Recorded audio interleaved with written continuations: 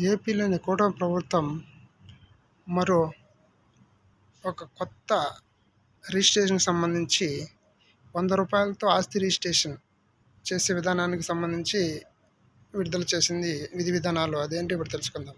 అందుకంటే ముందుగా మన ఛానల్ లైక్ చేయండి, ఈ విషయాన్ని మరింత మందికి షేర్ చేయండి.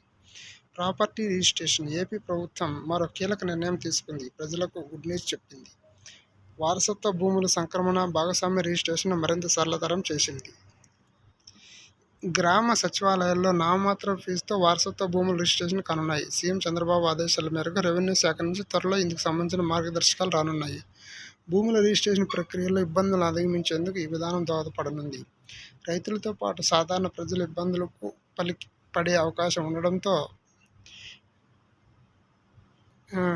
వ్యక్తమవుతుంది. కార్యాలయాల చుట్టూ తిరగకుండా సాధారణంగా ఎటువంటి భూమినైనా రిజిస్ట్రేషన్ చేసుకునేందుకు సబ్ రిజిస్టర్ కార్యాలయాలకు వెళ్లాల్సి ఉంటుంది. అక్కడ నిర్దేశించిన ఫీజును చెల్లించాల్సి ఉంటుంది. అయితే రైతులతో పాటు సాధారణ ప్రజలు వ్యయ ప్రయాసాలకు గురవుతుండటంతో కూటమి ప్రభుత్వం ఈ నిర్ణయం తీసుకుంది. సబ్ రిజిస్టర్ కార్యాలయం నిర్ధారించిన మార్కెట్ విలువ, ఆస్తి విలువ 10 లక్షల రూపాయల లోపు ఉంటే రూ. 100, ఆ పైన ఉంటే రూ. 1000 ఫీజును స్టాంప్ డ్యూటీ కింద తీసుకున్నారు. ఈ సౌకర్యం ఆస్తి యజమానులు మరణించిన అనంతరం వారసులకు సంక్రమించే ఆస్తులకు మాత్రమే వర్తిస్తుంది. ఇది మాత్రం గుర్తుపెట్టుకోండి. ఈ సౌకర్యం ఆస్తి యజమానులు మరణించిన అనంతరం వారసులకు సంక్రమించే ఆస్తులకు మాత్రమే వర్తిస్తుంది. మిగిలిన అన్ని రకాల రిజిస్ట్రేషన్లు సబ్ రిజిస్టర్ కార్యాలయాల ద్వారా మాత్రమే జరుగుతాయి. ఎన్నో రకాల ఇబ్బందులు. సాధారణంగా తల్లిదండ్రులు మరణించినప్పుడు వారసత్వంగా వచ్చే ఆస్తులను వారసులు పొందేందుకు చాలా రకాల ఇబ్బందులు ఎదురవుతున్నాయి.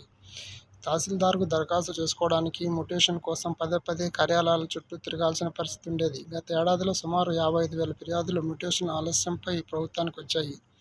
అందుకే ప్రభుత్వం ఈ తాజా విధానాన్ని ప్రవేశపెట్టింది. ఇప్పటికే సచివాలయాల ద్వారా మరణ ధృవీకరణ, ఫ్యామిలీ మెంబర్ సర్టిఫికెట్లు జారీ అవుతున్నాయి.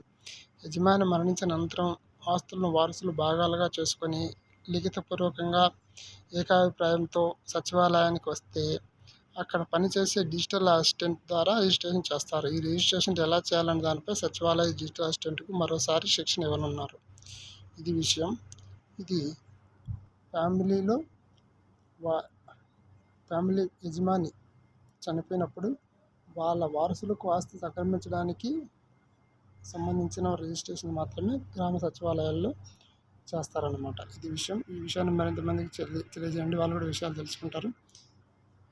Thank you very much.